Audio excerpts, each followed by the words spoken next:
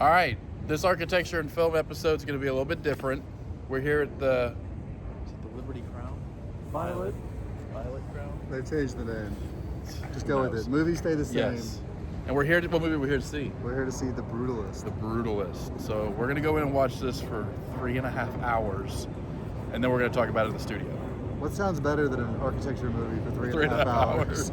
The things we do for this podcast.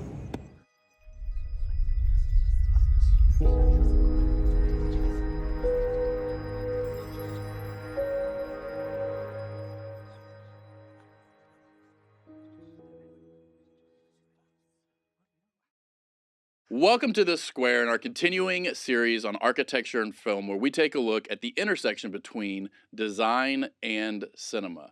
Now, how stories inform spaces and spaces inform stories is a big part of what we're going to be talking about, which is The Brutalist today. And there's a lot of firsts, but the firsts for this episode that I'm excited about is we have a guest for the first time ever on architecture and celebrity. film. Never had a guest? You are our inaugural guest. Who usually sits here? Nobody. We moved a chair. Oh my God. Maybe a screen. Okay. You're way more interesting than a screen. All right. No. The Square has guests, but Okay. our special Our architecture and architecture film and film. segment. Got it. not. Got it. You Got it. are, Got it. Setting the Okay. bar today. Excellent. Well, happy to be here. In way of introduction, I'm Brandon Carmichael. I'm the Executive Creative Director for the Media Lab at Corgan, which is the storytelling arm. I am James Adams with the multifamily and commercial sector. And I'm Barak Epstein. I run the Texas Theater in Oak Cliff. are a filmmaker in your own right. I've been known to have been a filmmaker in a version of a previous life. So today we are talking about The Brutalist. And in one of the first, as you saw in the video clip earlier, James and I actually got to go and experience this film together in the theater where films are supposed to be experienced. Oh, absolutely. And this is a movie. What about at the Texas Theater?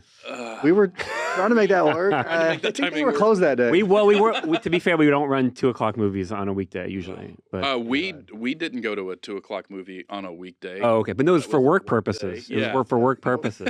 Well, let me double down on this too. It was the second time I'd seen the movie, Yeah. and I saw it at the Alamo Draft House the first time. But it's all I could get tickets to on a Friday night when it first came out. So The Texas Theater's running it on 35mm film. I know it is, and it looked And beautiful. you have a special connection to Texas Theater. Our team does. I do, and it was really cool. Is that I was over at the theater with you a few weeks ago, Yeah. and got to see the 35 reels up, in all their glory. Pretty impressive. All right, so let's jump into this film.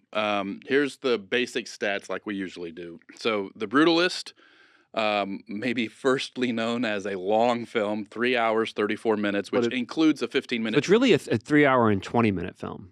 It's shorter than Killers of the Flower Moon, That says something. technically, because that movie went out without an No intermission. intermission. I want to say right there, it feels like a 2-hour movie. It does. I think. does Especially not the first feel- half. It's an hour, 45-minute movie plus an intermission plus another hour, 40-minute Yeah. movie. So that's really all it is. Well, that's going to be important in a minute. Okay. Because I think I don't wanna jump you're ahead. absolutely right. Yeah.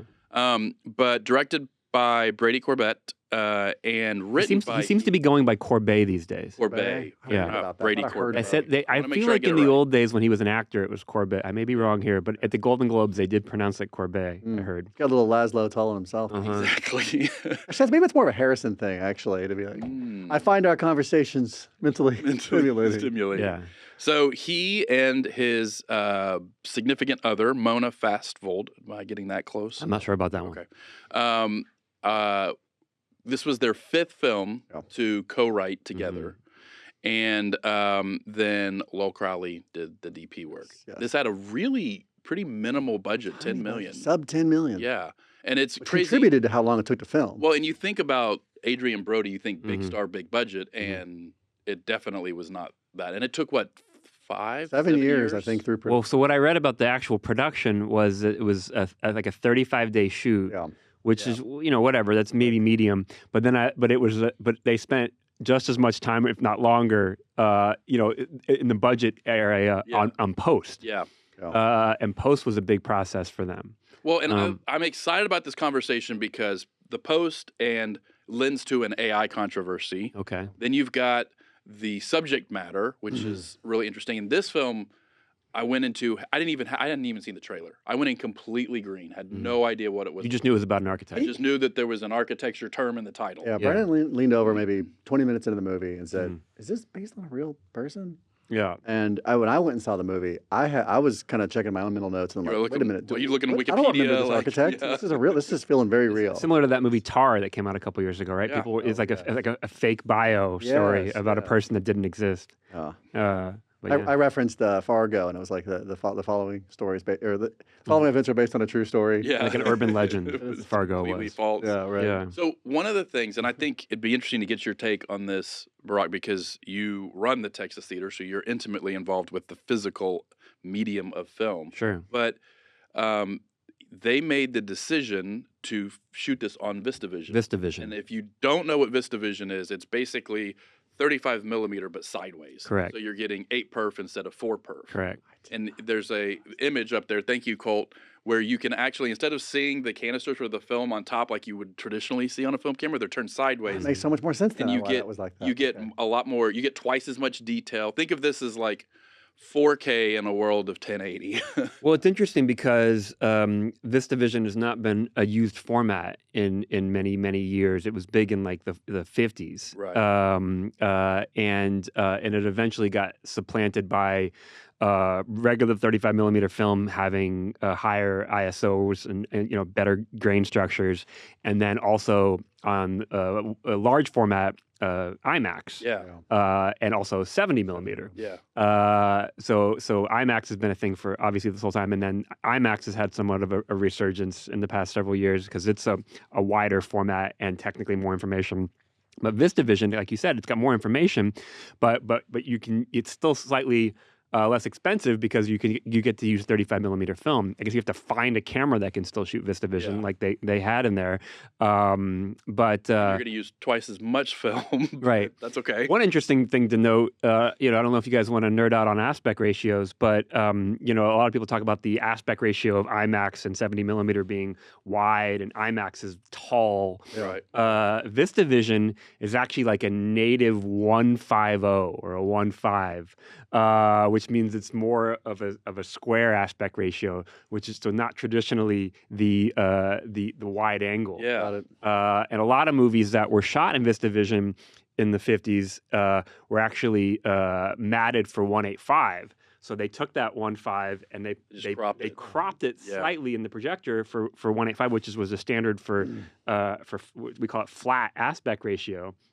And the aspect ratio of the Brutalist is 1.66, which is almost using the full frame of the 8 perf. Well, but as you said, it hasn't been used in a long time. But it seems like I read that Christopher Nolan and Tarantino, some of them have had a little bit of a resurgence with 70 for sure, and obviously Nolan's a big IMAX guy. Yeah. He's shooting essentially IMAX on all his movies now. And in the old days, no one would shoot narrative scenes in IMAX because the cameras were big and they were bulky and they were loud, and you would only use it to shoot, movies about turtles going to the water. But the Ninja Turtles? No, slow-moving ones that are migrating usually. The principles are similar. The principles are similar, in the big format. And then Tarantino brought back a Panavision format, 70 millimeter Panavision for Hateful Eight. Good movie. But VistaVision, is a new one. Not new, but a new resurgence one. I think the master might have been VistaVision, if I remember right. We have to go back and check me on that. But it gets used, periodically. Maybe it'll get used more. Maybe somebody will make new cameras that can use it. I don't believe anybody's making a current VistaVision camera. You're having to run to the local thrift store. Yeah. Just tie it back. One thing that's interesting to me, reading about this, and you guys are obviously much more familiar with that, the film side of things. I'm more, looking through it on the theater and speaking as the architect. And I heard and I read, and I think I saw something in one of the interviews with the director, that the reason for this format, and I'm saying it more in layman's terms, was because it was really good for capturing close-ups for people, but also capturing the architecture and the scale of some of these cities and places that are key parts of the movie. So I don't know if you can elaborate on that. Or that Yeah, I mean, holds it has water, it's especially at its time when it came out, it had a larger negative, so there was better image clarity and stability, and so it was something. I think I read even Lucas brought it back for some of the Star Wars stuff because it was better for VFX. VFX, 100%. They would want more detail. I believe in optical printing workflows. Right. So basically, old school compositing and things like that. So they were doing that on film. Yeah. But all right, so I want to jump into the theme of architecture, which Okay. the real meat. We're going right for the steak. Let's do it. Adrian Brody, who complete side note here.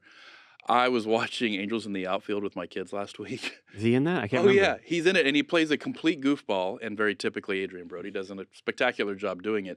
But I love how much range he has, Yeah. where he can go from something that's very comedic Yeah. to something like Was very he a dramatic. baseball player in that movie? He was Okay. on the team, I gotta watch it. and he had he's got The Pianist, and then he's got Penis. I mean, think about that. I mean, that is the movie that I think kind of really launched him.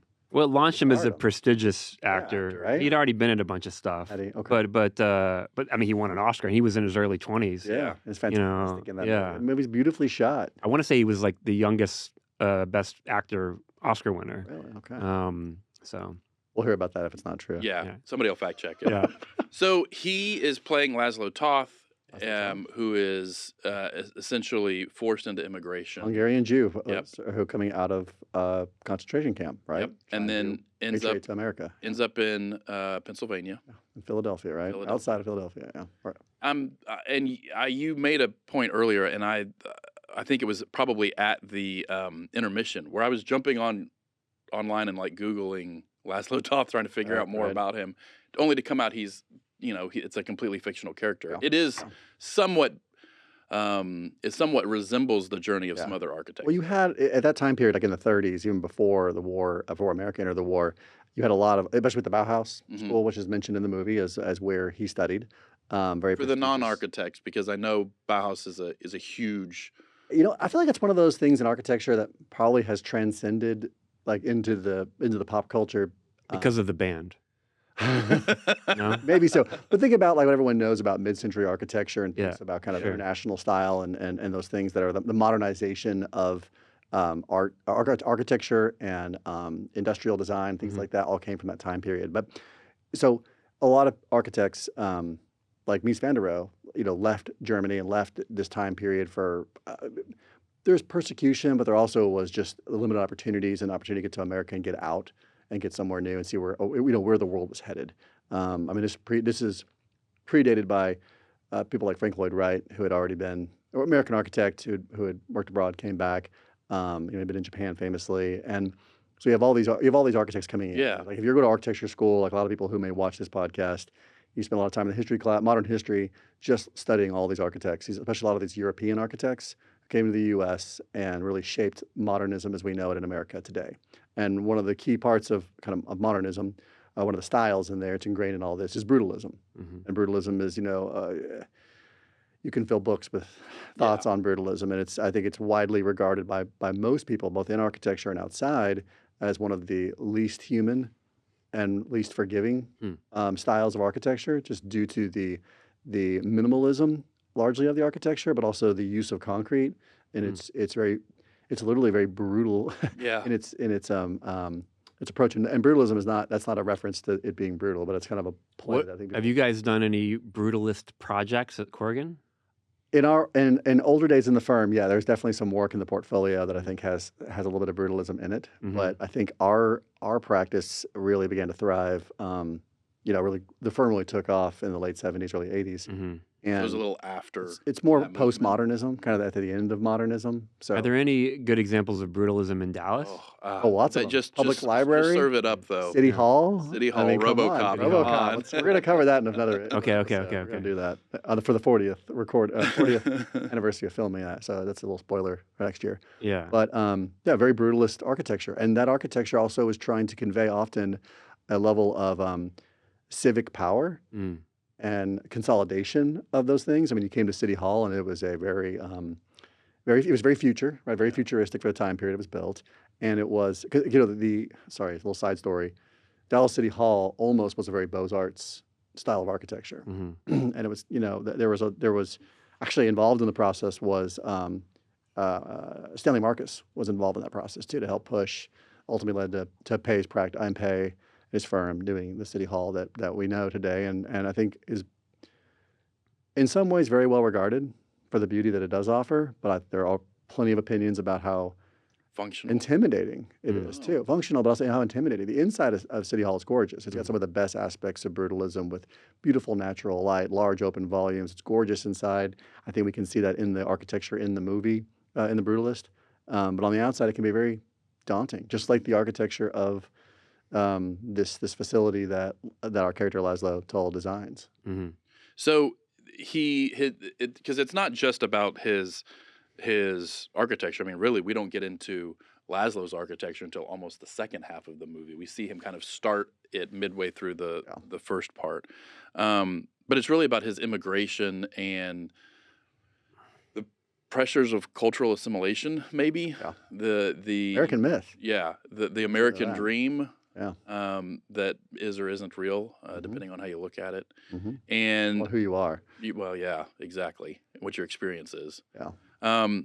So he has this kind of internal conflict. How does the aspect of his architectural skill and his desire? I mean, I think about the scene when he's Guy Pearce's character meets him for coffee and shows him those images of the work that he had created kind of in his life before, and just how emotional he got. And so it feels like there's this longing or this sadness as he's coming here, even though there's more opportunity, because he's left his wife, he's left his project, his identity, absolutely. His community. I mean, I think also there's tears of joy. He's happy to see that some of these things have survived, and it's unclear whether the projects have survived or just the photography and the documentation of the project. Oh, good point. Either way, it somehow lives on. And as an architect, when you create a building, it is a potentially a very long-lasting artistic expression that has a functional use for our community, right? And so there's a lot tied into that, which is why I think it's into the whole idea of the patron and the architect and that relationship and building something for a community that still stands later, which even the epilogue of the movie starts to touch on that a little bit. But what I like too, something you made me think of, was the reveal of the quality of architect that Laszlo is a slow reveal in the first half. You don't know it, especially if you're a patron of architecture, you're into architecture and you pay attention to these things.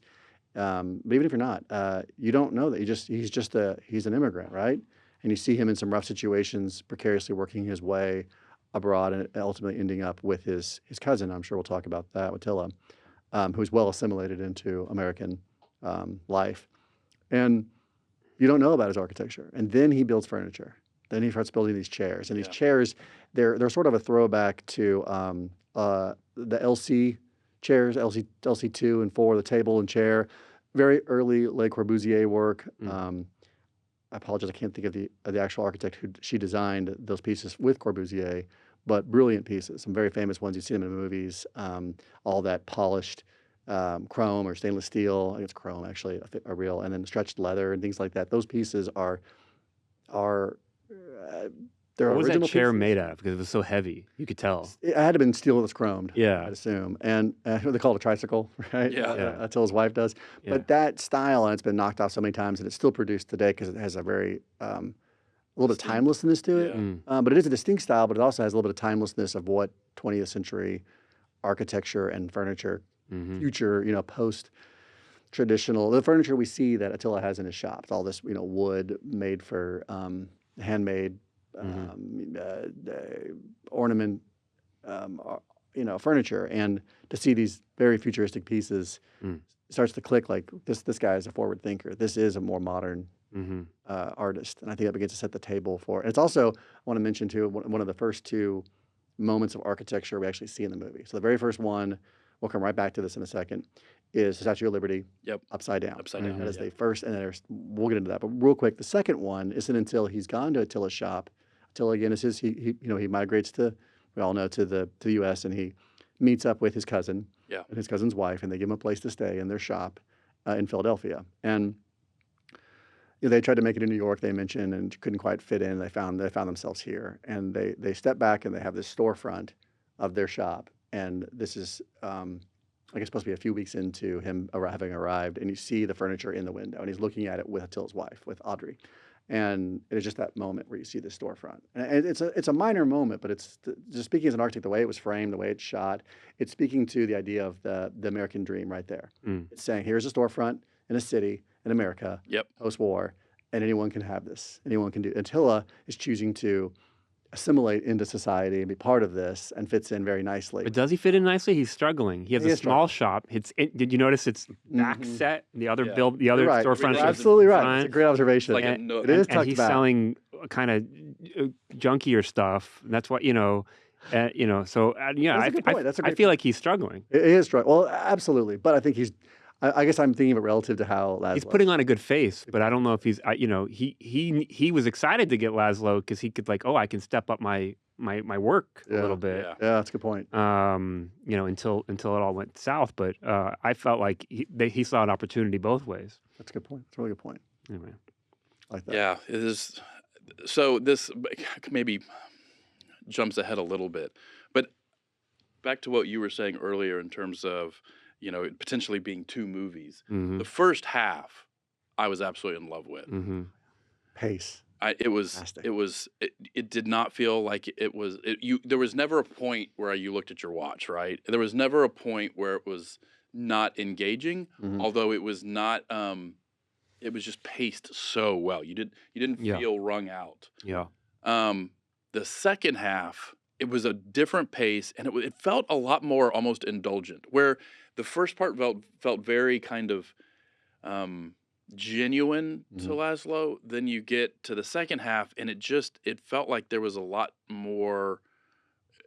It was almost indulgent from a directorial standpoint, and in particular, there's one scene at the not the gravel pits, the marble At the Marble yeah, Carrera. when they go to Italy. Depths of hell, Yeah. basically, what that scene is. And but then everything else, Adam, our producer, made this point. Everything else after that just kind of pointed back to it, and it I don't know. In some ways, it felt like a shift between being something that was focused on a journey and in some ways the falsehood of the American dream to being all about this other act. And Well, it's interesting because he has escaped Europe from Budapest, right? He's a Hungarian Jew architect who's now practicing in the Rust Belt, right? Yeah. And he gets to go back to work with some of the masters of stone in Carrera that he worked with before the war, before the imprisonment.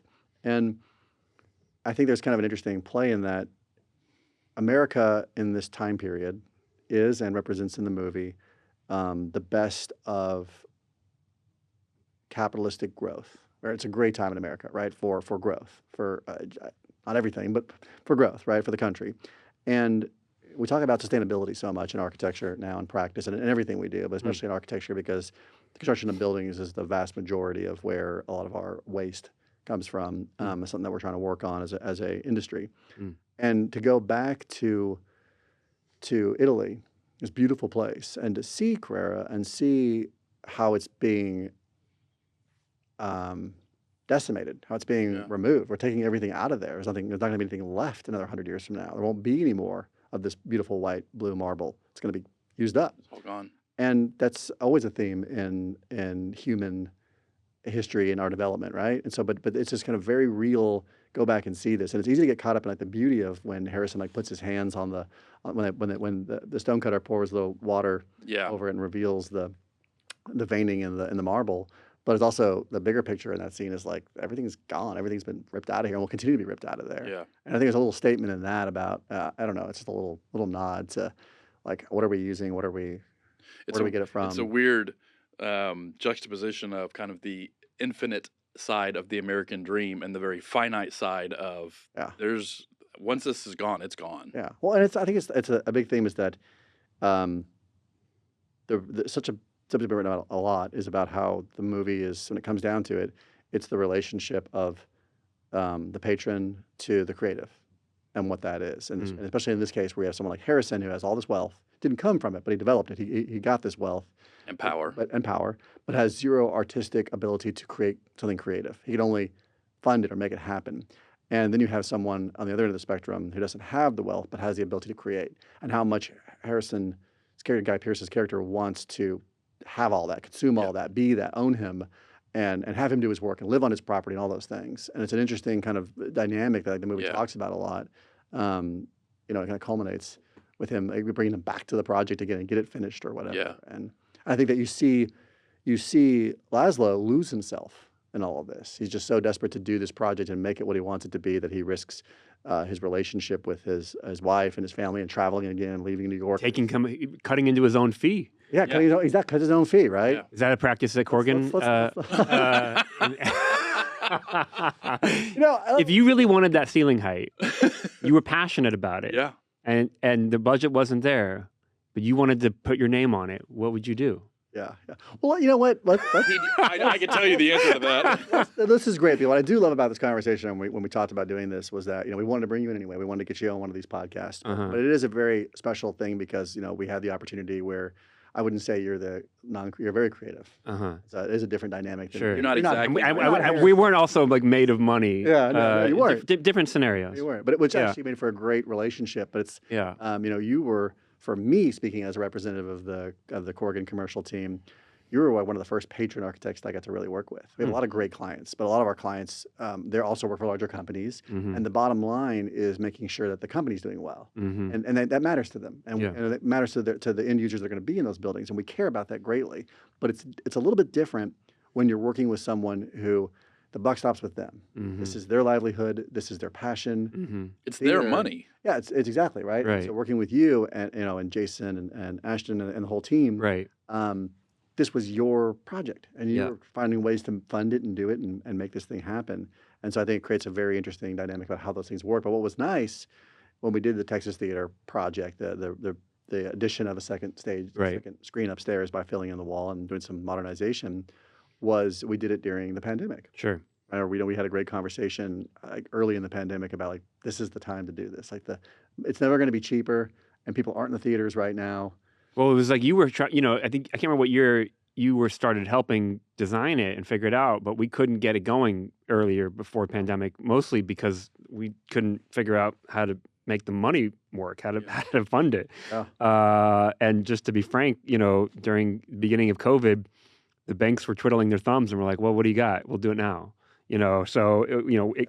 Time. I don't know if we would have done it without COVID. I don't think we would have gotten it done. Silver lining. And I think that, again, this project too it's a theater. I mean, it's a very famous historical theater. Right? Yeah. It's famous. It's one of very few projects that's even on the National Register for two different time periods. Yeah. For both, when it was constructed in 31, and then also for its relationship to the assassination. We have the trifecta of historic stuff. We have the National Historic Register, the Texas Historic Commission, and we're also our own historic district in the city of Dallas. There are very few of those. But it's also the way the theater is used now is it's not just for movies. You use it for all kinds of community events. Yeah. Live events. Yeah, and it's a staple. You can't be in Dallas and have anything to do with the film community and not know what Texas Theater is, or having been there to do exactly. It. It's not too different than the Margaret Van Buren Community Center that is okay. Well, but here's an interesting thing. Whereas I think it is appropriate to say this is something you feel deeply passionate about and is integral to you as a person. Where I struggled with not struggled. I thought it was interesting the line for Harrison where he obviously cares about it, right? Like he sees the potential and I think he actually says wants to associate with the artistry of somebody like Laszlo Toth. But it's said a couple of times it's for him it's like doing a kitchen, right? So it's like a hobby project. Oh, that's why Laszlo's wife says that's that right. Comment. And it's like it's yes, he cares about it, but he only cares about it in terms of what it does for him, not caring about it in terms of what it says or means to other people. Yeah. And I think that's an interesting distinction to make because I'm not going to put words in your mouth, but I have a feeling, knowing the reputation that Texas Theater has, is it's very much has a community focus, right? And Laszlo is making a community center, but he's making a community center that reflects him and that says something about, I'm sorry, not Laszlo, Harrison is making a community center that says something about Harrison and the Van Buren. Yeah, but I add a little more nuance to that in the sense that I think this project really mattered to Harrison. He just doesn't possess the emotional bandwidth, I think, to express himself at times. But I think that also it was more comment by Laszlo's wife to Elizabeth, Elizabeth, Felicity Jones. which by total segue. I had not seen her in a movie in a while, Yeah. and my daughter, when she was young, Audrey, she grew up with a Felicity doll, a Jyn Erso from the Star Wars movie Rogue One. Oh, She had a no way. plastic doll about this tall, and with all of her plush dolls, and Yeah. she'd sleep with that Jyn Erso doll. It was just kind of Oh my kind of gosh. throwbacks. I hadn't seen her in a movie in so long. But she makes that comment. I think she's also speaking to the differences in classes as well. Harrison's part of the established class. They own the money. They make the decisions. They control everything. This is just another thing for them. Yeah. And that's not necessarily a totally fair assessment either, but it is spoken from a position without power that she's speaking to of how they are as newcomers to the community. They are not wanted. They are not, or they feel they're not wanted, largely aren't wanted by some degree. I mean, Yeah. we watched that with Attila's wife, Audrey, basically pushing Laszlo out of the house. I have a question for you guys. How do you guys think? How do you think that the completion of the project eventually happened? Because the movie sort of, there's the big scene at the end, close to the end, where there's you don't know what's going to happen. It's over, and then you see during the epilogue that yes, the project was completed in like 73 or something. Yeah. Several years later. Yeah. How do you think that came about? Have you thought about it? I know I have a little bit because the big time gap is what made me interested. I think that one, the facility looks like it's basically done when we see it. Like in 60, was it 67 or 68 in that scene? Yeah, but it wasn't. Something wasn't done, right? There were still maybe there were some things that weren't done. Sure, it wasn't finished. It wasn't punch list situation. It wasn't punch list. Right? Warranties had not started yet on the project. Yeah, they didn't have the CO. But I mean, with all the scenes of them searching for Harrison, it shows that. Spoiler alert. Yeah. Well, I think we've gone beyond spoilers. But it's I mean, it definitely is presumed to be 95% finished. Yeah. Because even the lighting overall in the film, but the lighting specifically in those scenes where you're seeing the shadows of the flashlights and the slats and different things like that is it's like almost daylight. It's like it's dawn. And what I wondered about that scene is that because it starts off it's nighttime, right? Yeah. But I kept thinking like how many days they had to film this scene because it's perpetually in that scene. Yeah. Dawn, and I'm like, the setup for that, they only had a 30-minute window to film or something every day. Talking about the light doing the thing? Like when they're going around, they're stepping through puddles and there's dogs and they're walking with flashlights. It's like it starts off at nighttime, but it becomes this kind of like almost morning. Yeah. There's that magic hour filmmaking, which is like a big thing. And I don't know how they would have done it in the 35 days that in theory they shot the movie in 35 days. Because if you were a magic hour filmmaker, you can only shoot in the morning and in the evening outside, and then you go inside and then you go back outside, but you can't shoot outside at noon, and that's a hard schedule to follow on a low budget movie. You get 2 setups for the day basically, and maybe a couple takes. Unless you're in a stage somewhere. Yep, that's it. Yeah, but that's not stage filmmaking. But I mean they had to get creative with their shooting schedule. Yeah. How much did thinking about the scenes in the building? How much did the scene where Laszlo kind of brings the other architect over that's been brought in? I thought about you, and that's when that happened. Everything that is ugly and cruel and stupid, and I'm like, ooh, this is gonna be a big philosophical comment. But most importantly, ugly is your fault, and it's just delivered like in the pacing, it's just delivered so well. Something. I love that scene. That was when I realized. Has that ever happened to you guys where you guys are the creative people and then the client's like, we're going to bring this jerk in to check your work? I mean, sometimes. I definitely feel that was when I knew Laszlo was my spirit animal. Yeah. In that scene. Because there's definitely times I've wanted to have that conversation. I think that like one of the things that our clients value working with us, sorry, it's like a work thing now, but is when you can push back, but also still listen. I mean, this movie got in the weeds of that client. Oh yeah. Relationship. It was great. Oftentimes it gets kind of glossed over in a movie, and I'm actually curious about your take on that because I know there are times I know you well enough, and I know that in the project, the theater, there are plenty of times I would push you for things or say we should do this or do that, and there are times you'd be like, yeah, you can give us the tea. Like, what was it like to work with other times you're like, it was great. It was, but I mean, this is a safe place. I related to how they brought in the contractor and sometimes what was his role in all of it. And I like that they went in the weeds of that. Obviously, we didn't have that third party construction guy. We did have a guy from the bank though, who had to come by periodically and make sure that you and the GC were all doing what it said that we were supposed to be doing. So if you wanted to relate it, we had the bank stooge show up. Oh man, we did have that. I forgot all about that. Yeah, and they would have to do periodic check-ins. Yeah. But I did think about how I thought about you, not that happened to you, but I was curious if it was a thing that happened in your industry more. Absolutely. Yeah. Absolutely. But I think that we like for us, and I think a lot of architects, we play well with others. Yeah. And a lot of our great work, we talked about this before we started the podcast today. A lot of great projects we're working on are partnerships. Yeah. There's an architect of record and a design architect, and how that relates. And sometimes you're one in both. There could be all kinds of dynamics. One of my favorite projects that I got to do just a year or two before the theater, because the theater really is one of my favorite projects. Great. Was the 4510 on Main Street. Mm-hmm. So that was a project we did for that was a ground up, right? Ground up. Yeah. We had to tear down an existing facility that was very controversial to make that tear down, but it was an unsalvageable building. Yeah. I lived next door at the time, so I was watching out the window in the old historic Wilson building.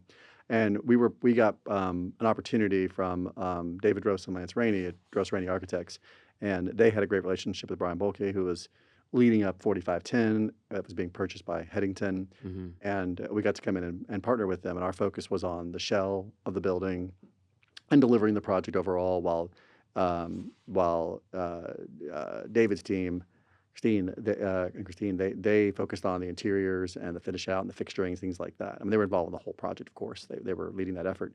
But it was a great collaboration effort. And also the client side, it was very interesting to see how they weighed in on things. A lot of the decisions came directly from the client. I mean, using the brick selection, using that dark brick. I'm sure David influenced that. From Headington directly? Headington directly. It was like, we were headed in a limestone direction, and we ended up going with that black brick. But just what was great about that project was the collaborative nature of the project, working with other people. He's like a filmmaker. I mean, he's a producer now. Yeah. So I from a creative perspective. It's funny because I drive past that project every single day coming down Main. Oh yeah. And see the sculpture that's out in the in the back, yes. In the back. Yes. Very squeaky at first. And I had to listen to the window every night when I got it set But up. you guys made that building look like it's been there for 80 years. Yeah. I think so. It fits very well. Yeah. David and Brian's goal was they were looking at New York, and they were looking at a lot of the buildings there and saying we wanted that kind of feel, a 100-year building, a 200-year building. Yeah. I think everyone in the community seems to love that building because so much effort, time, and money was put into that project for it to be successful. Yeah. But I will say something that you mentioned earlier on the theater about if you really want something a certain way, do you ever give up a fee or do the work for free? And I think that we've had some honest conversations. We definitely, because of the slowness of the market in 2020 and late 2020, it was a perfect time where, there were whole days I just spent at the theater. We weren't even necessarily working. We were just kind of there. But it was it was kind of a second home, a chance to get out because I really couldn't go many places. And you were always welcoming to have us over at the theater. Yeah, of course. Yeah. So we could just do more. We were able to just better, through osmosis, saturate ourselves with the theater and what it was. And, to me, still to this day, I had my 40th birthday there.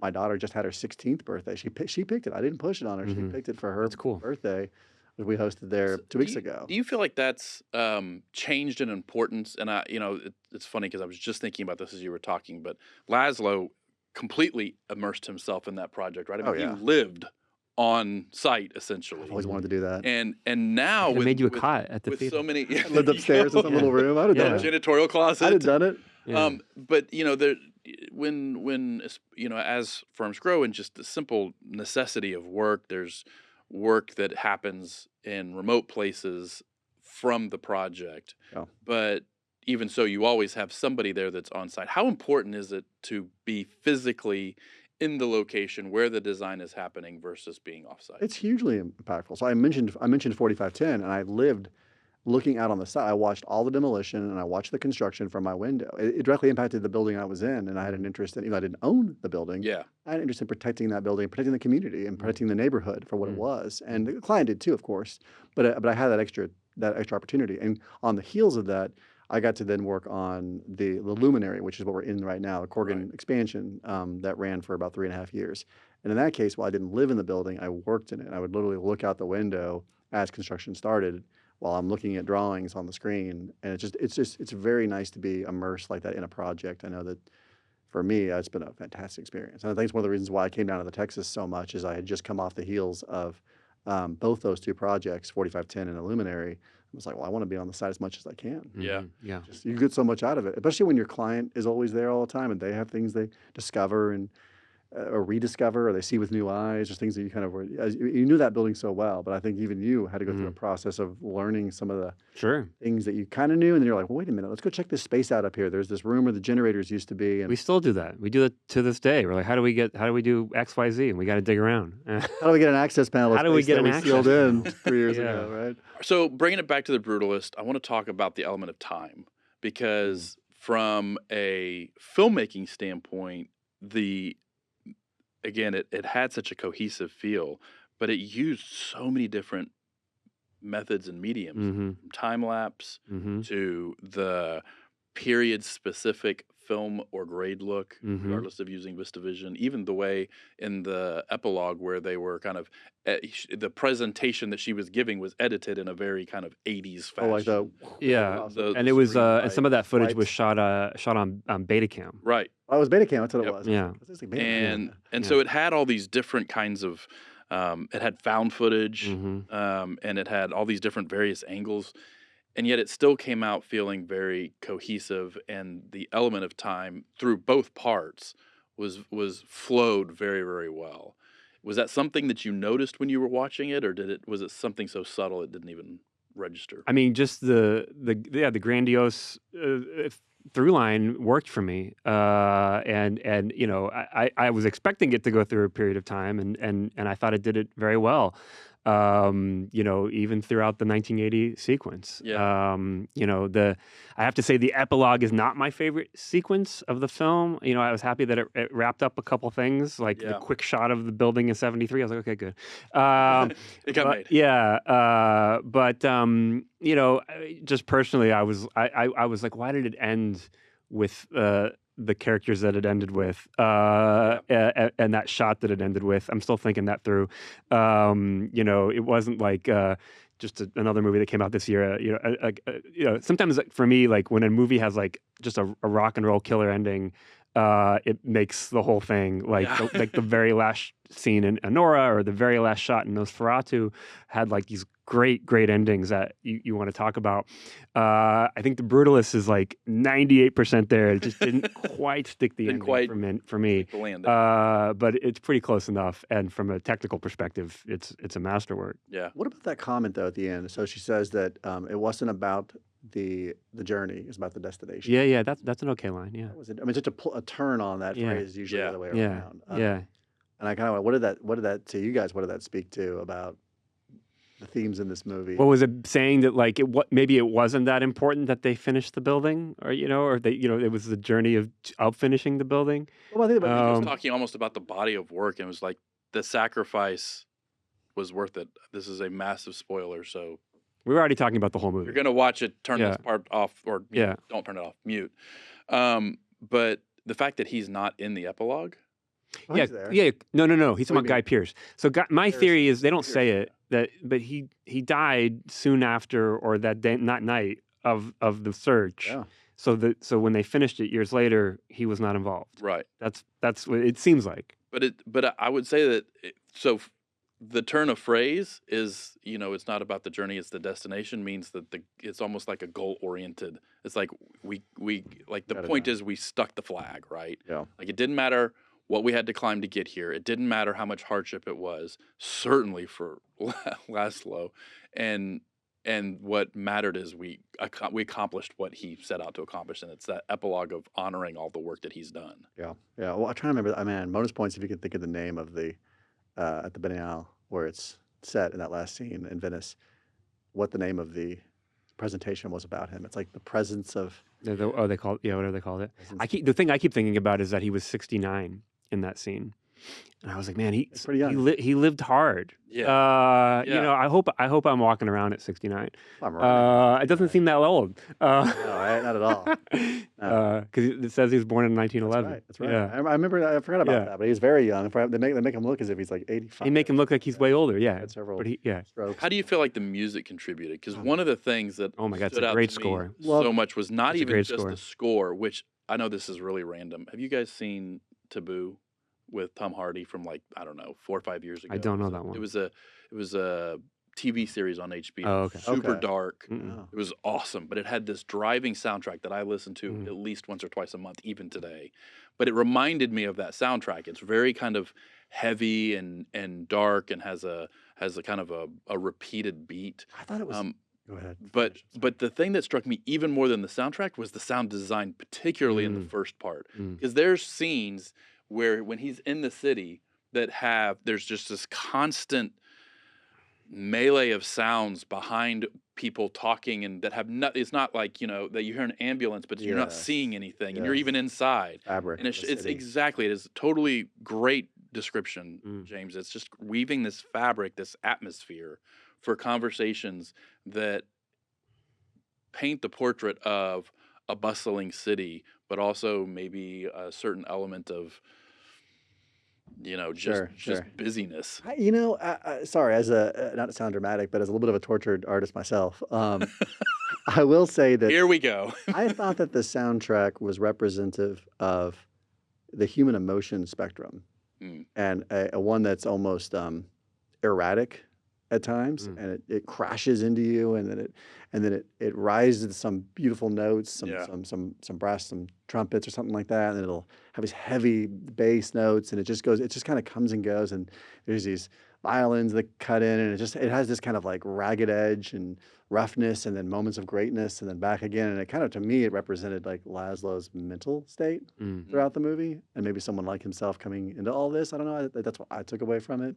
Mm. But it's a score I've listened to a lot. I told you I read the screenplay, and I listened to the soundtrack just on repeat while I read the screenplay. Where do I need to get it on vinyl? A24's website. Okay, I need to get it. Yeah, has it for sale. You can get it, but vinyl will be good. Yeah, of course you need to have it on. Gotta be on vinyl. Gotta have it Yeah, on vinyl. But yeah, I loved all. I mean, every part of this movie was crafted.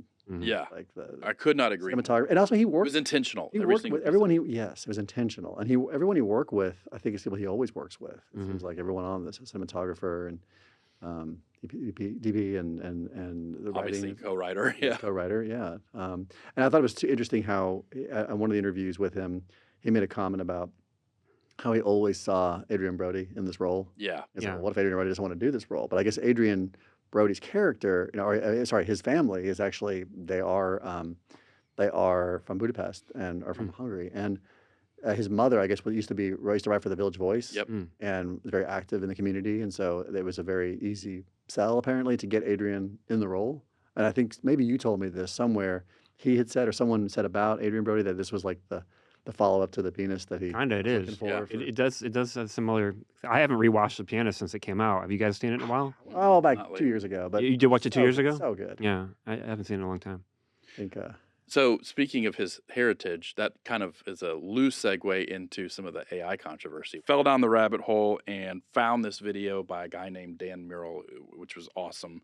Really liked what he had to say about it. But he broke it down, and the two different things are the voice inflections for Felicity and for Adrian. Mm-hmm. There,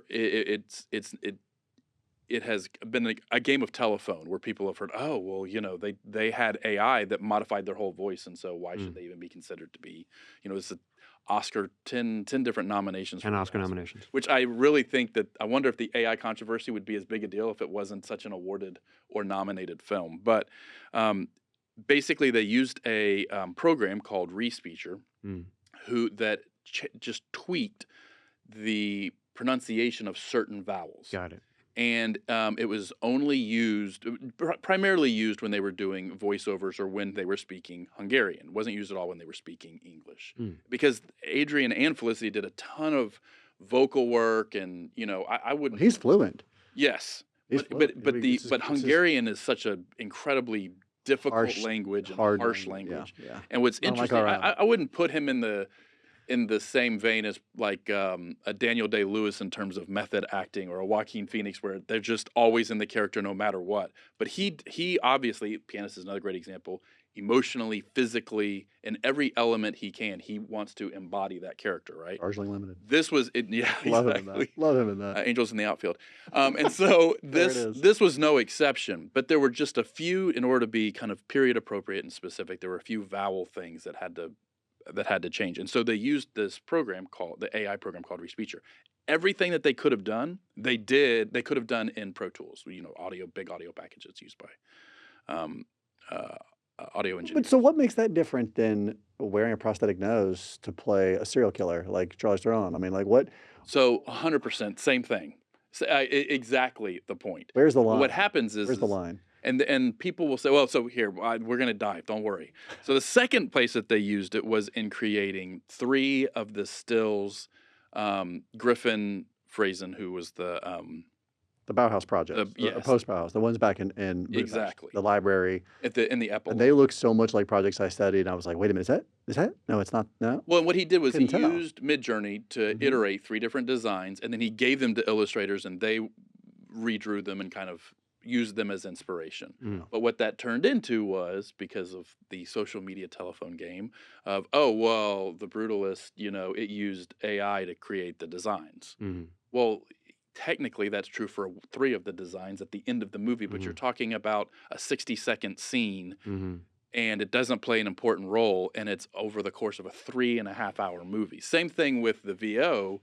The pieces that it tweaked, it was Dan, I'll give Dan Merle the credit for this. He went and timed it, 7 minutes total out of the entire movie where they speak Hungarian at all. Interesting.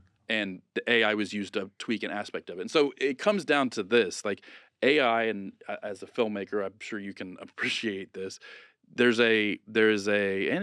as an architect, there is an element where AI being used as a tool is going to be an incredibly powerful thing. And there's the element of AI being used as a generator, a content generator that has to be looked at differently than it being used as a tool to speed along something. And one of the things that I think it came down to is the raw talent or the performance or the creation of the artist compromised? Yeah. And if it's not, then I think it falls into that camp of being a tool. And if it is, I agree all with of you. this was done with Adrian and Felicity's. I agree with you. Yeah, we're just gonna have more and more tools. Exactly. We're gonna use the tools. You know, you animate in tools that 100%. didn't exist 40 years ago. So just like we're talking about Star Wars. Yeah.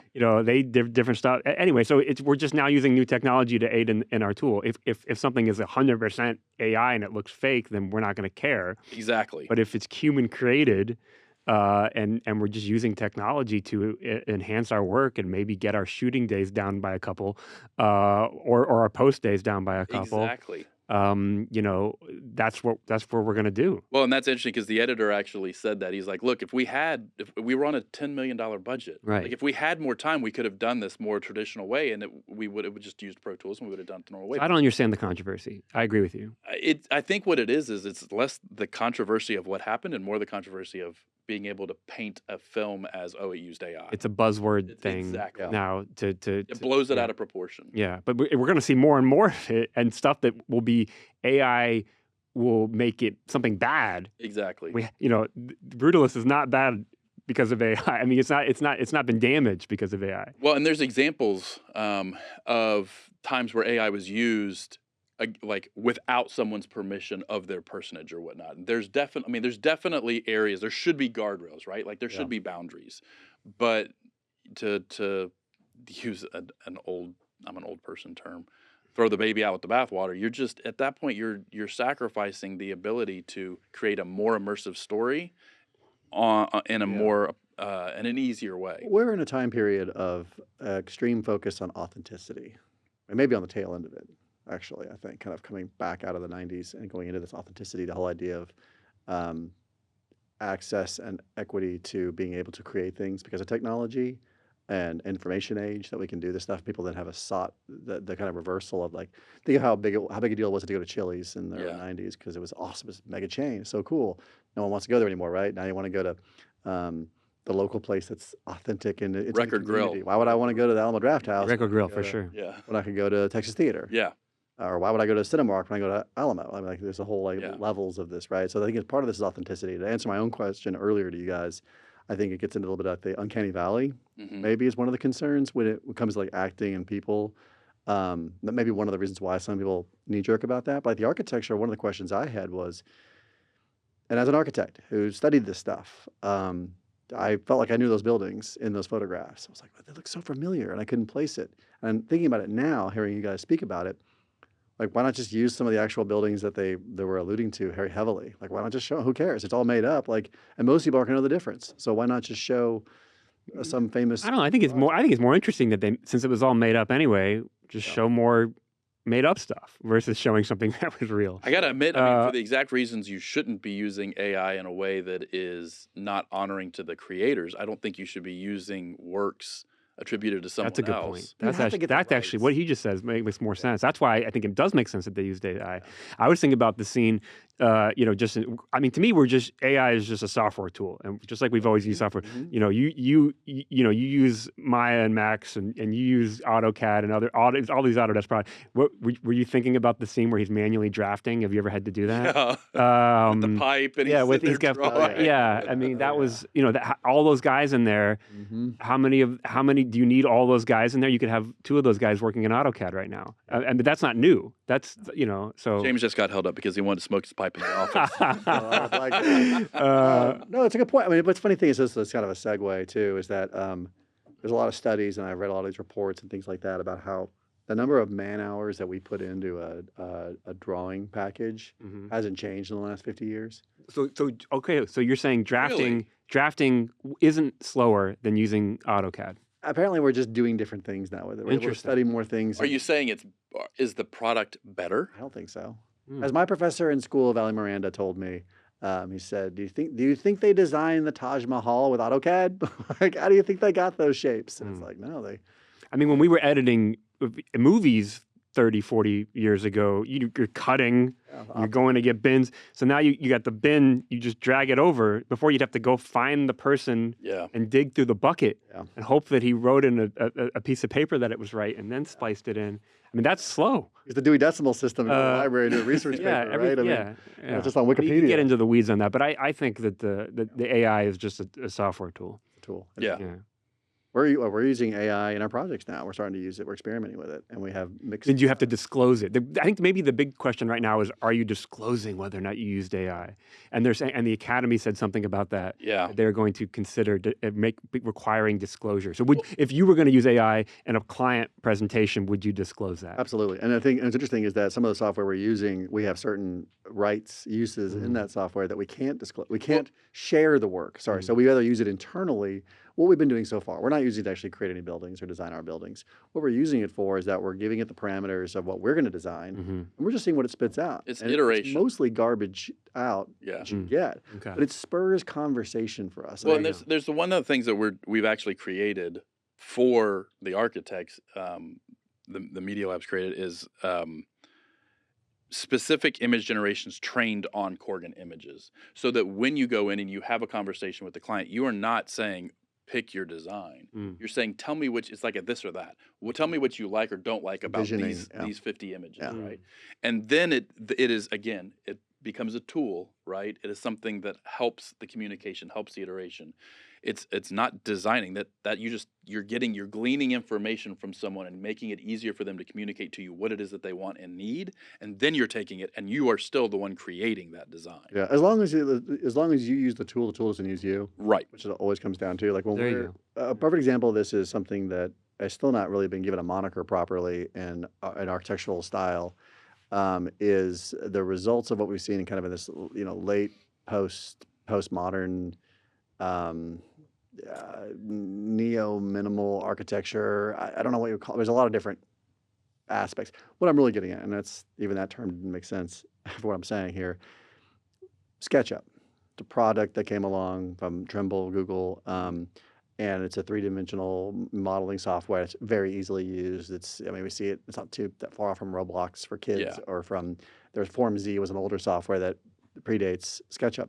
Anyone can use SketchUp, and it's integrated. Lowered the barrier to be able to do things. Yeah, but the thing is, it has a very limited palette of mechanical tools of how to use it. And if you want to stray past those, it requires a lot of extensive expertise and manipulation of the software. Yeah. It gets past what it's really usable for. Therefore, it has, in my opinion, contained a lot of designers to work in the strokes that are allowed, the brushes that are allowed, if you so to speak, of modeling that way. And the architecture that we're seeing built over the last 10, 15 years is a result of that software. The whole idea of these like folding plane elements and like little hats and things like that are the tools that you can do very easily in SketchUp, and people tend to follow those tools. And I think it's, if you let the tool dictate how you create and limit you, that's the risk. And the same thing applies to how we use AI. If we let it just be an echo chamber of the same, regenerative, reductive, derivative work, we're going to get garbage out. So, James, I have a question from an architectural perspective. The aqueduct scene, which looked like Tarkovsky's Stalker down there, is that something that you or would actually be applied in a brutalist building like that? And if so, what purpose did it serve? Maybe. Yes and maybe. I mean, those kind of structures do exist. And they might be for drainage purposes, groundwater, elevating the structure for certain reasons. You might have a very... is there a cooling element to that? Not in that facility, I don't think at all. Because they were already cold. It was a set. It was basically a piece of architecture created to further, I think, the plot.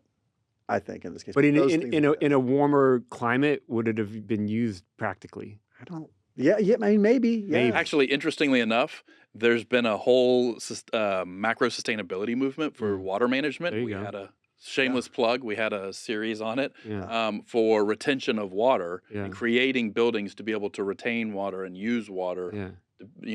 Various from the from the weather and whatnot. So I mean, one other thing that to wrap up the AI thing, that I thought was interesting was the AI controversy wasn't a controversy until award season. Yeah, they always got to make a scene about something. Because the articles that they're using as their basis for making a big deal out of this were out 2 years ago. Like, they talked about the fact that they used AI before the movie was even released, and it was never a big deal. Until they started getting... It's weird that they're attacking these sort of lower budget or independent films. Earlier this year, this great movie called Late Night with the Devil was a low budget indie movie. It was really good, and there was like something in it that was a graphic design that was AI, and the internet got real mad about it. And I would be willing to bet the majority of people that got mad may not have even seen the film. No. Because that's the way it was. There's no way everybody that got up in arms about the Brutalist using AI has seen the Brutalist. Probably not. I am curious from a theater and a filmmaking standpoint. Total right turn here. The intermission, which used to be something that happened a lot more. You had double features or whatnot. Sure. Do you like the idea of an intermission? The intermission's great for multiple reasons. On a long movie, you need it. Flowers of a Killer Moon should have had an intermission. Yeah. It's crazy that it did. It's too long. But even Christopher Nolan movies could have intermissions, and there could be spots in there that would make sense. Even the Avengers could have an intermission. Yeah. These movies that are 240 to 3 hours, 320. It makes sense. Give people a minute to walk around. Let the theater sell some more snacks.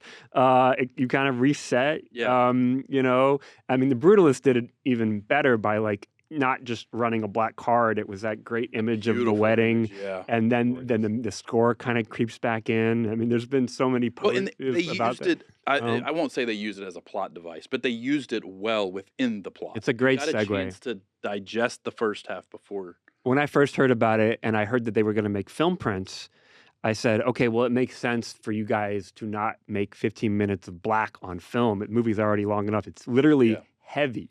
Like some of my friends that work in theaters that have 70 millimeter, we're doing it on 35. Some of my friends that are running 70 millimeter venues are saying that their projectionists are having to go to chiropractors because they have to do this. Oh my God.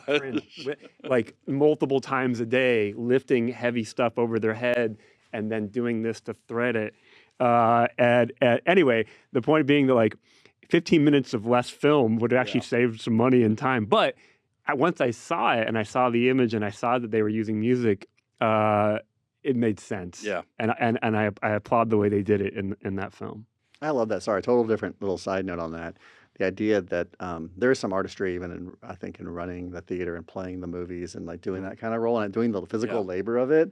I love that kind of. I mean, there's not a lot of that. I don't think in this movie. He's on set. He's there all the time, but he's not actually like lifting stone or anything like that. But If I was in a love that different kind of- time, projectionist would have been top of my list for a job. You guys can come over tonight. We're running the last show I might on just do that. film. I want to see it 1 or 2 more times. But like even in the Texas theater, like there are times that I got to. You're like, well, we'll climb up there. Let's climb up there. I want to climb up there. I want to climb wherever. I don't care. Like whenever, just getting up in there and explore the architecture of something, a space is a lot of fun. The first film job I had, I bet you know Robert Latour. I do know him. Was for Robert Latour. He's a director in town. He runs Big Fish Films. He also has a bullet time effect called The Big Freeze. Anyway, his office is down off of Lois Greenville, and it's an old Messianic temple Oh yeah. that somebody at one point either took over or they created a theater inside of it, and there's a projectionist loft hidden. You don't In that in that building. It's now since been walled over where the lens was, but but I was the studio manager there as one of my first jobs, and gotta go. we stored a ton of just like brochures and beta tapes and whatnot up in the room, and it's a tiny room, but you had to like climb a ladder, and so it was like a little screener. Yeah, just a little thing, but room. it projected out on what was a stage that had racks of chairs, and it's all been torn down, and that's all gone now. But it was really interesting that I would when I'd need to do something quietly and just kind of focus, I'd run up to the projection. Run up to the booth. Yeah. Oh man, I got a question. So this podcast, largely what gives us our niche is finding how architecture is relevant in film, and a lot of examples that aren't even really evident for most people. I mean, we talked about in our Christmas special, was our last one, I guess. We talked about It's a Wonderful Life and Die Hard. Okay. Which is a very natural comparison. We show those every year. Well, and they're both the big thesis that we talked about in that episode was the importance of the time period and the architecture being created, new urbanist planning, and It's a Wonderful Life. There's a big part of that movie, the new bad town, old town kind of thing, and the banker and our villain. And then in Die Hard, the idea of this like postmodern new, CBS tower, Nakatomi Tower. That's actually a good point. That movie is so related in people's minds to that building. Yeah. You should watch the podcast. I'm gonna listen to that episode. Or watch it. Yeah. Here's my question. So, Yeah. as a professional, Yeah. like in the sense of like architect, doctor kind of thing, there are so many shows about lawyers and about doctors.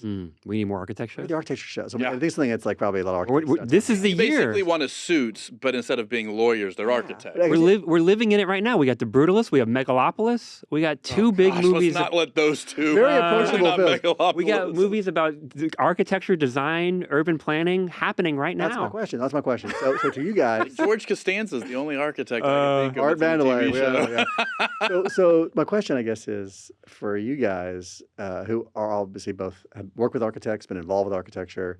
You may have a different grasp on But this. aren't architects. But you aren't architects. Yeah.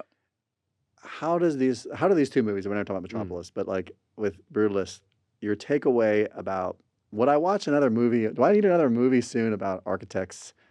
Where that's some part of the movie, and not like in the Brady Bunch kind of my dad's an architect way, but like actually a part of the movie. Like, I think so. Why not? I don't think, honestly, I don't think it mattered. And here's what I mean. You don't think by what that. mattered? I don't think That he was.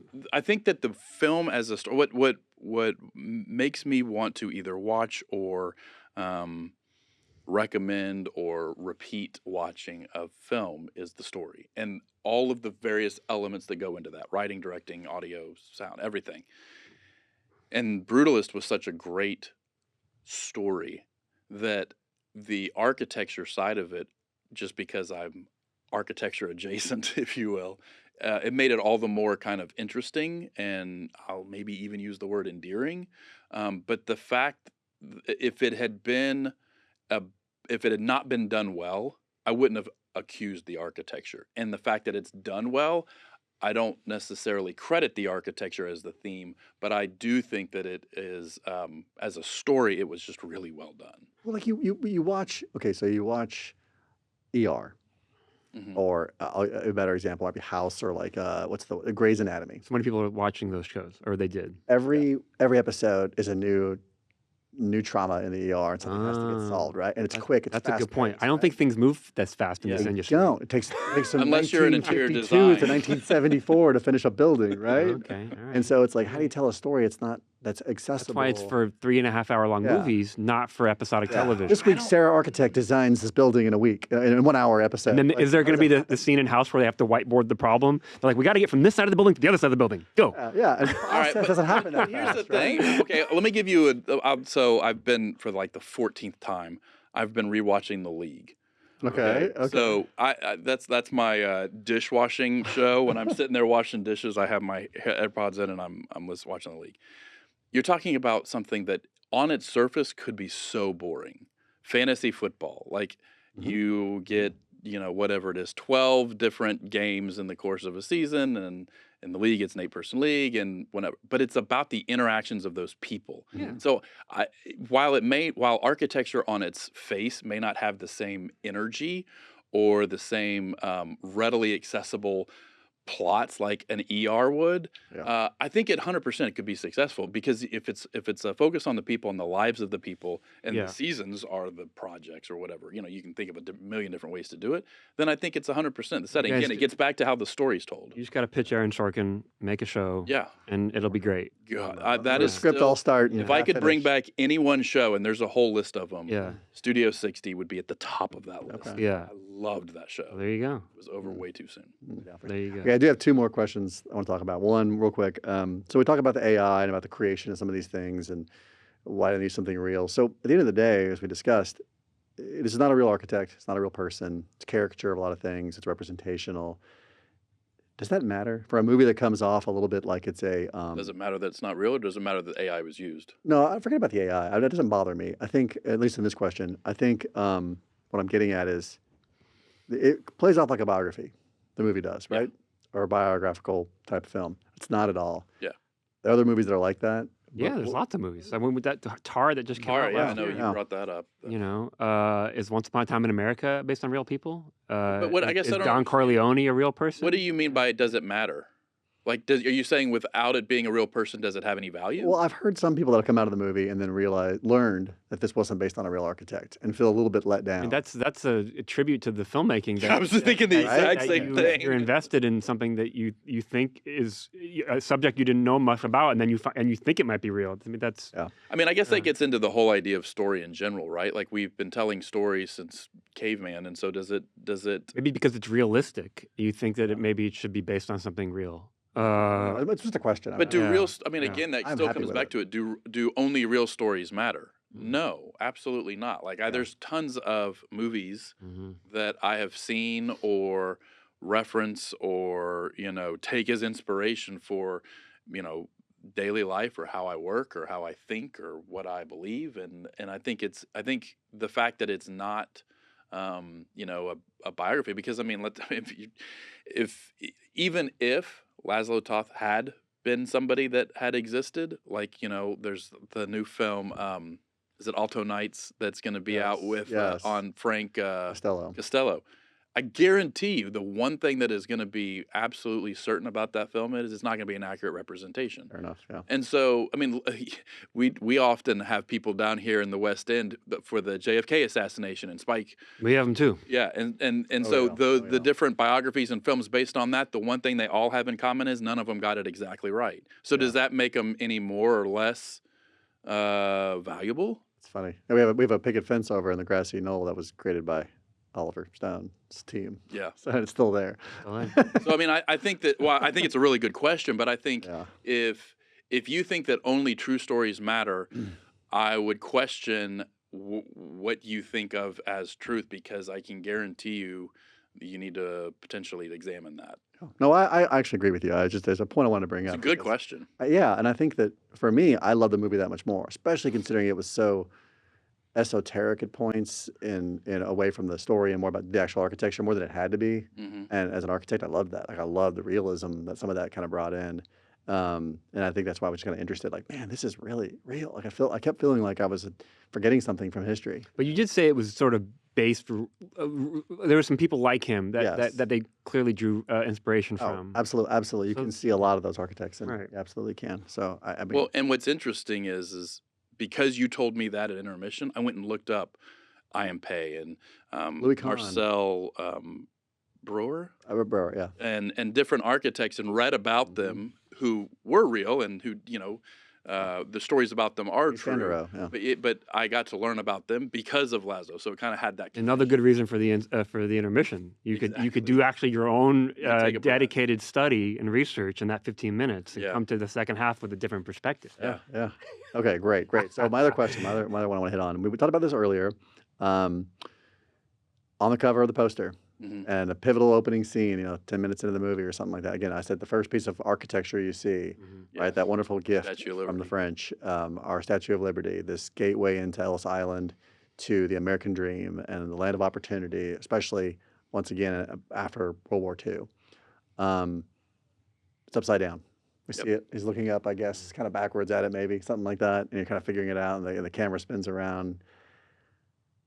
That's a powerful theme, powerful message. I think this whole idea of the American dream versus maybe the disillusionment that came in the 70s and 80s, and not everyone being able to live that dream. Yeah. And where we are today, 40 more years after that, it's interesting. So the whole idea of the American myth. Yeah. 100%. The American dream. The movie's about both. Tell me about your takes on that. I'm curious. Well, it's interesting because Harrison, he talks about it at the beginning where he came from nothing, right? And he kind of is the a kind of secondary embodiment of the American dream because he's successful and one percenter, and you see the corruption ultimately of Harrison by the end of the movie. So there's a whole nother layer there. You kind of just keep peeling the onion back. What do you think, Barak? I agree with you guys that I think the movie is critical of the American dream and goes to show it is also the American myth of the American dream, and in each part of the dream, like even we were talking about earlier with Alessandro Nivola's tiny little shop that he had, and all these other parts of the dream, and how it actually crumbled, so to speak, in various ways. So yeah, I think it's clearly he was inspired by movies like Once Upon a Time in America and other sort of immigrant epic stories that also didn't always end so well in parts of their story. So yeah. I do think it's interesting though because, like most things in life, you can't unilaterally say the American dream doesn't exist, right? Sure. Because it exists in the movie. And I think it exists in real life. I mean, it exists in some of those architects that we were talking about earlier that are reference and have similar elements to some of what Laszlo Toth did. They have success stories in the States, and they were able to make incredible careers and have an unbelievably lasting impact, certainly in architecture, if not the nation in general, whether people realize it or not. So that it's there. It's just interesting to see how certain movies put it as either obtainable or unattainable. Yeah. It's a good point. I mean, I'll speak to that. It'd be a boring movie if everything went right. Yeah, that's a great point. Conflict has to be in there. I think the movie's, I would say it's chaotically neutral. It's not optimistic, nor is it pessimistic. Yeah. It's just a kind of a little vivisection of right through the middle of one profession and one relationship or relationships tied around the architecture, and that just an interesting. This is probably too strong a term, but it's subtle in its propaganda, right? There you go. Like it's very it's not trying to bash you over the head with a certain point of view. Yeah. It just kind of presents itself, which is going back to your original question about whether or not it's true or not. It presents itself as a point of view and gives you a look at somebody that is fictional, but with a point of view that I think probably resonates with people in a real way. Okay, I'm gonna add one more bonus question here, just because this is the first time we've talked about a movie that is current in this podcast. Usually we're doing movies that have been out for at least we're usually comparing to years. as well. This is a single film. What do you think is the legacy of this movie? Future. Well, we'll see how many Oscars it wins. But regardless of that, because that's not usually not an indicator of actually long-term success sometimes in people's minds. But I think this is a movie people will be coming back to for many years, and we may be looking at it differently in 5 or 10 or 15 years or whatever. But I think his legacy will be strong, is my prediction. we talked about The Pianist. I think it's similar. It's funny about The Pianist because a lot of people, I don't know about you guys, but when I see a good Holocaust movie, I'm like, okay, I've seen it. I'm good. Yeah. Schindler's List once every 30 maybe That not. was Saving Private Ryan for me. Yeah, I mean, my asterisk to that might be like Zone of Interest, which I've watched a few times only in its year that's been out, and I would like happily watch it again tomorrow, just because it's a different kind of. 3:30 showing at Texas Theater. Yeah, we showed it last year. If you guys haven't seen Zone of Interest, it's a masterpiece. But anyway, Holocaust movies, you don't always need to watch them over and over again, or sometimes epic long movies. But that's a good point because I didn't watch The Pianist multiple times after it came out, but I do want to revisit it now. Yeah, there you go. Interesting. Okay, well, appreciate that. Yeah. Well, thank you, Barak, for being here. Yeah, thank you. Appreciate you time and willing to be our first guinea pig guest. Happy to do it. You set a high bar. Hopefully, let's talk about more buildings and movies soon. There we go. Well, James, as always, thank you, buddy. great to be here. Co-pilot. Yeah. Thank you so much for watching and or listening. We're on both YouTube and various podcast audio platforms, so make sure to check us out next time.